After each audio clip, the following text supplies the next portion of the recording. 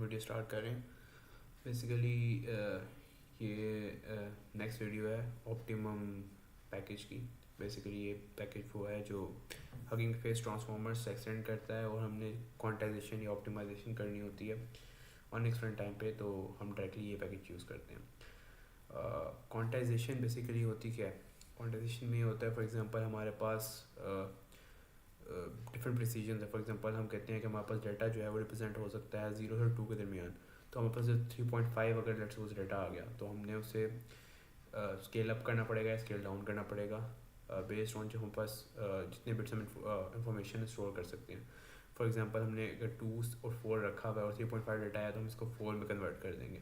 उससे बेसिकली होगा ये कि थोड़ी सी प्रिसीजन हमारी ख़राब हो गई, एक्यूरेसी थोड़ी ख़राब होगी मॉडल की, बट बेसिकली हमारे पास जो साइज़ है वो डिक्रीज़ हो जाएगा। ठीक है, मेमोरी हमारे पास डिक्रीज़ होगी और हमारे पास फास्टर मॉडल को हम फास्टर करने के लिए क्वांटाइजेशन यूज़ कर सकते हैं। बेसिकली 2 टाइप्स हैं इसकी, एक स्टैटिक क्वांटाइजेशन होती है और एक डायनेमिक क्वांटाइजेशन होती है। डायनेमिक क्वांटाइजेशन में होता है बेसिकली हमारे पास जो वेट्स होते हैं हम उनको डायरेक्टली पहले ही क्वांटाइज करके रख लेते हैं। ठीक है, और जो हमारे पास एक्टिवेशन फंक्शन है उसकी क्वांटाइजेशन होती है इन्फ्रेंस टाइम पर। जो इन्फ्रेंस टाइम पर हमारे पास एक्टिवेशन हो जाती है उसको हम बाद में क्वांटाइज कर देते हैं। तो बेसिकली हमारे पास डाइवर्स डेटा पे या हमारे पास डिफरेंट तरह का डेटा आ रहा हो तो हम उस पर उसको बड़े अच्छे तरीके से यूज़ कर सकते हैं। स्टैटिक में भी जो वेट्स होते हैं, वेट की क्वांटाइजेशन जो होती है वो हमारे पास पहले ही हो जाती है जस्ट लाइक डायनेमिक क्वांटाइजेशन। लेकिन इसके लिए हम जब एक्टिवेशन की हम क्वांटाइजेशन कर रहे होते हैं तो उसमें ये होता है कि हमने डायरेक्टली एक कैलिब्रेटेड डेटा देते हैं और उस कैलिब्रेटेड डेटा की बेसिस पे हमारे पास बिफोर इन्फ्रेंस क्वांटाइजेशन हो जाती है एक्टिवेशन की। ठीक है, तो एक तरीके से डिफरेंस इन दोनों का ये है। बेसिकली दोनों ही तरीके से चीज़ों के लिए यूज़ होती हैं और दोनों के लिए ही हमें होता है कि हमें कम मेमोरी रिक्वायर्ड होती है और कंप्यूटेशन जो होती है उसकी काफ़ी ज़्यादा फास्ट हो जाती है। ठीक है, और जितनी मैंने रिसर्च की है बेसिकली स्टैटिक क्वांटाइजेशन लोग ज़्यादा प्रेफर करते हैं। ठीक है, अब जो इस पैकेज पे हम बात कर रहे हैं, पैकेज ये है कि सेम टू सेम ऑप्टिमम का जिस तरह हमारे पास ऑप्टिमाइज़र का पैकेज था, सेम टू सेम उसी तरह का पैकेज है। ठीक है, जिसके अंदर हमारे पास मल्टीपल चीज़ें जैसे CLI है। अब यहाँ पर जब ऑन एक्सटेंड टाइम के बाद हम ऑप्टिमाइज़ का लिखते थे, यहाँ पर हम क्वांटाइज लिख रहे हैं। ठीक है, और उसके बाद जब हम इंस्ट्रक्शन में ऑप्टिमाइजेशन का लेवल बताते थे, यहाँ पे हम बता रहे हैं कि हमें कौन सी इंस्ट्रक्शन फॉलो करनी है क्वांटाइजेशन की। अगर आपने इंस्ट्रक्शंस चेक करनी है तो आप एक तरीके से और डिटेल में चेक कर सकते हैं इस चीज़ों को, लेकिन हम इतनी डिटेल में इस टाइम नहीं जाएंगे। ठीक है, यहाँ पर कॉन्फ़िग फाइल भी डिफ़ाइन की हुई है, इस तरह कि हमने ऑप्टिमाइजेशन वाली चीज़ पर डिस्कस की थी कि हम कॉन्फ़िग फाइल डिफ़ाइन कर सकते हैं और उसके बाद हमें आउटपुट डायरेक्टली देनी होती है जिसकी बेसिस पे हमारे ऑनिक्स मॉडल सेव हो जाता है। ठीक है, अब यहाँ पे आर्म आर्किटेक्चर के लिए आपने ऑप्टिमाइज़ करना है तो आप आर्म के लिए कर सकते हैं। इस तरह के मल्टीपल इंस्ट्रक्शन है, इसके लिए आपने ऑप्टिमाइज़ करना है तो आप कर सकते हैं। इस तरह का TensorRT भी यहाँ पर डिफाइंड है, लेकिन इसके लिए आपको मेरे ख्याल से GPU रिक्वायर्ड होगा। GPU के बगैर आप इसको क्वांटाइजेशन में नहीं कर सकते।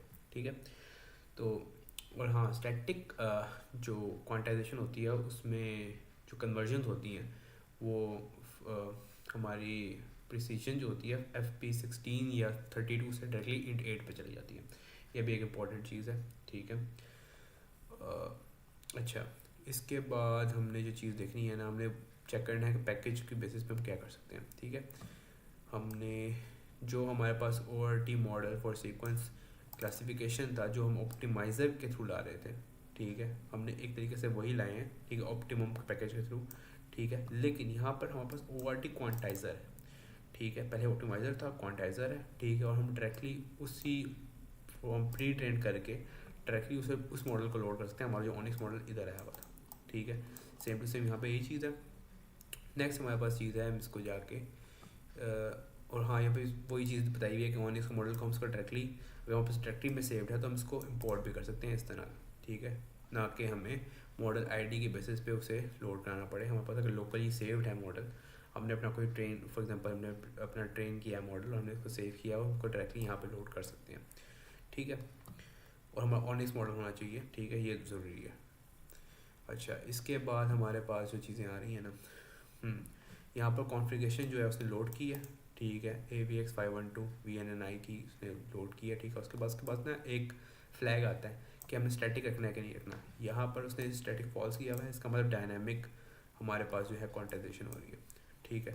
तो हम एक तरीके से इसी क्वांटाइज़र को लेके, ठीक है, यहाँ पर हम उसकी क्वांटाइजेशन की कॉन्फ़िगरेशन डिफाइन करेंगे और डायरेक्टली यहाँ पे हम जहाँ पे हमने सेव करनी है उसका पाथ डिफाइन करेंगे, तो हमारे पास क्वांटाइज्ड मॉडल जो होगा वो सेव हो जाएगा, ठीक है। अब हमने एक चीज़ बताई थी कि स्टैटिक के लिए हमें जो है कैलिब्रेशन के लिए डाटा चाहिए होता है, ठीक है, क्योंकि जब एक्टिवेशन होती हैं वो उससे पहले ही उसे क्वांटाइजेशन लेवल अपने डिफाइन कर लेता है, ठीक है, स्टैटिक, ताकि इन्फ्रेंस टाइम पे उसे क्वांटाइजेशन का प्रोसीजर ना करना पड़े, ठीक है। तो एक तरीके से यहाँ पर अगर हम आए नीचे वाली एग्जांपल में स्टैटिक क्वांटाइजेशन की एग्जांपल है, ठीक है। तो यहाँ पर उसने एक तरीके से कैलिब्रेटेड डाटा प्रॉपर प्रोवाइड किया हुआ है, ठीक है। यहाँ पे कैलिब्रेटेड डाटा सेट है जो कि क्वांटाइजर के थ्रू गेट कर रहे हैं, ठीक है, गेट कैलिब्रेशन डाटा सेट, ठीक है। उसने डाटा सेट डिफाइन कर दिया अपना, ठीक है, उसका नाम डिफाइन कर दिया, जो भी प्रॉपर्टी प्रोसेस के स्टेप से सारे डिफाइन कर दिए, ठीक है। और जब उसने क्वांटाइजर को उसके बाद फिट किया, ठीक है, इस कैलिब्रेटेड डाटा पे, अब इसकी बेसिस पे क्वांटाइजेशन हुई है, क्योंकि अब यहाँ पे ये हो रहा है कि क्वांटाइजेशन हमने करके रख ली है, मॉडल को सेव कर लिया, इन्फ्रेंस होगी, इन्फ्रेंस टाइम पे क्वांटाइजेशन नहीं होगी, पहले ही क्वांटाइजेशन सेव हो चुकी है हमारे मॉडल ऑनिक्स मॉडल के अंदर, ठीक है। तो ये चीज़ है। अच्छा, एक और चीज़ के अंदर हमने जो चीज़ देखनी है वो ये है कि सीक्वेंस टू सीक्वेंस मॉडल जो होते हैं, जो इनकोडर डिकोडर आर्किटेक्चर्स होते हैं, उसके अंदर अभी ये मॉडल जो है वो डायरेक्टली क्वांटाइजेशन को सपोर्ट नहीं करा। तो हम क्या करते हैं, यहाँ पे इंडिविजुअल कंपोनेंट्स जो ऑनिक्स के हैं ना, उसको लोड करके डायरेक्टली क्वांटाइज करते हैं, और यहाँ पे स्टैटिक क्वांटाइजेशन अभी सपोर्ट नहीं है, सॉरी सिर्फ डायनेमिक सपोर्ट है, ठीक है। तो एक तरीके से हम सिर्फ डायनेमिक क्वांटाइजेशन इस टाइम कर सकते हैं, मे बी सपोर्ट बाद में है, but we don't know it yet. तो एक तरीके से ये होगा कि वेट्स की क्वांटाइजेशन हो जाएगी, और जो एक्टिवेशन फंक्शन है उसकी ऑन द गो क्वांटाइजेशन होगी in the on the inference time, ठीक है। तो यहाँ पर देखें, उसने एक मॉडल लोड किया और उस मॉडल को सेव किया, ठीक है, ऑनिक्स मॉडल को सेव कर दिया, डायरेक्टली हमारे पास आ चुकी है, ठीक है। अब इस डायरेक्टरी के अंदर हमारे पास मल्टीपल चीज़ें होंगी, एक होगा इनकोडर, ठीक है, जिसका नाम होगा उस मॉडल डायरेक्टरी के अंदर जाके इनकोडर मॉडल और ऑनिक्स के नाम से, एक होगा डिकोडर और एक होगा डिकोडर विद पास्ट मॉडल, ठीक है। ये भी एक मतलब तीन हमारे पास आते हैं, ठीक है, और इनकी क्वांटाइजेशन हम अलग अलग करते हैं, ठीक है। अब हमने एक तरीके से क्वांटाइजर में जिस तरह एक मॉडल को हमने वो किया था, इंक्लूड कर लिया था, यहाँ पर हमने तीनों को किया, ठीक है। हमने मॉडल डायरेक्टर दिया, हमने फाइल नेम दिया, तो एक तरीके से क्वांटाइजर में मॉडल लोड हुए हैं, तीन क्वांटाइजर्स बने हैं, तीन क्वांटाइजर की हमने आगे लिस्ट बनाई है, ठीक है। और हमने साथ ही यहाँ पे जब इंस्ट्रक्शन दी है तो हमने हर किसी की अलग दी है, क्योंकि हमने यहाँ पे लिस्ट के थ्रू क्वांटाइज कर रहे हैं, ठीक है। और यहाँ पे हम उसी डायरेक्टरी में सेव कर रहे हैं, और वो जाकर डायरेक्टली उसी नाम्स के साथ स्टोर हो जाएगी, ठीक है। अब यहाँ पर हमारे पास सारे के सारे काम ये हुआ है कि सीक्वेंस टू सीक्वेंस में जो है हमारे पास अभी सपोर्ट नहीं है, बर्ड की सपोर्ट होगी, ठीक है, क्योंकि डायरेक्टली इंकोडर मॉडल है। अभी हमारे पास जो बाकी इंकोडर डिकोडर मॉडल्स हैं वो उनकी सपोर्ट नहीं होगी, ठीक है। So that's it, easy topic था आज का, क्योंकि हमने सिर्फ और सिर्फ इसमें देखा है कि स्टैटिक डायनेमिक क्वांटाइजेशन में क्या फ़र्क होता है। हमने देखा है कि इंस्ट्रक्शन किस बेसिस पे हम दे सकते हैं, कॉन्फिग्स किस बेसिस पे लोड कर सकते हैं, हम यहाँ पे बता सकते हैं कि हम स्टैटिक करनी है डायनेमिक करनी है। पर चैनल ये आप देख सकते हैं कि पर चैनल क्या होगा, ठीक है, ये आप खुद चेक कर लें, आई डोंट थिंक इतना कोई इंपॉर्टेंट चीज़ है, ठीक है। लेकिन हमें डायनेमिक और स्टैटिक जो है वो मेन चीज़ थी हमारे पास, कि हमें उसका फ़र्क पता हो, और हमें पता हो कि सीक्वेंस टू सीक्वेंस मॉडल के लिए क्वांटाइजेशन हम किस तरीके से कर सकते हैं, ठीक है। तो बेसिकली अगर हमारे पास ऐसा मॉडल है जिसकी हम स्टैटिक क्वांटाइजेशन कर सकते हैं, तो हम डायरेक्टली ये काम ये करेंगे कि स्टैटिक क्वांटाइजेशन पर ही जाएंगे, ठीक है, डायनेमिक पर नहीं जाएंगे। कि हमारा सीक्वेंस टू सीक्वेंस मॉडल आया था तो हम डायनेमिक पर जाएंगे, ठीक है।